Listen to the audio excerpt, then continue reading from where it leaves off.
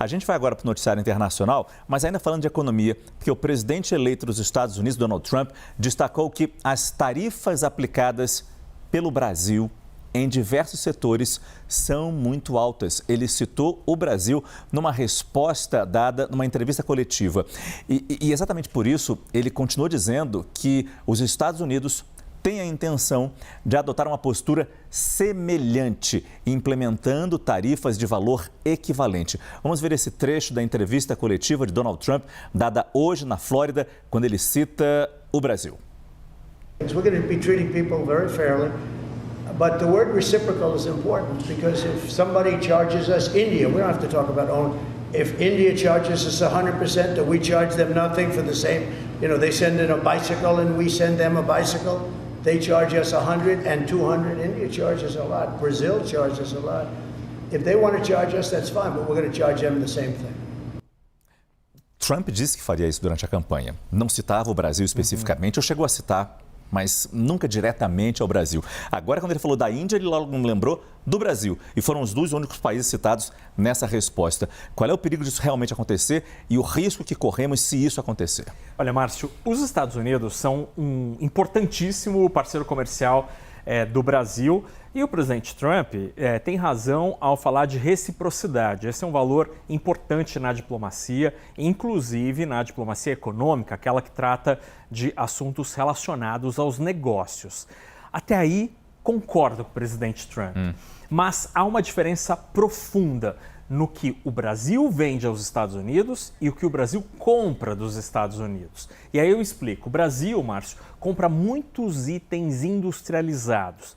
E o Brasil, é verdade, tem uma economia fechada, com imposição de impostos de importação para tentar proteger a indústria doméstica. Isso faz com que, de fato, o Brasil cobre impostos maiores que a média mundial, por exemplo, na importação de máquinas, equipamentos, partes eletrônicas, motores, itens todos adquiridos dos Estados Unidos. Já nós, Brasil, exportamos aos americanos muitos produtos básicos, como petróleo, café, suco de laranja.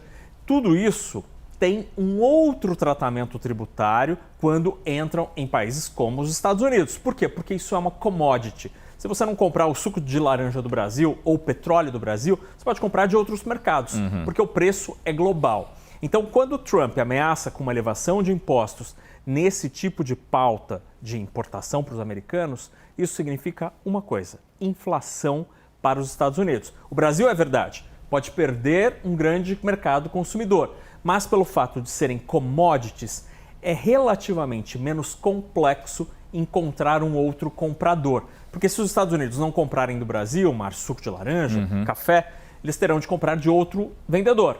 E este outro vendedor deixará de vender para alguém. E aí o Brasil pode vender. E historicamente, Trump tem esse método de cobrar mais quando interessa prejudicar as exportações de outros países, como ele já fez com a China. Sim.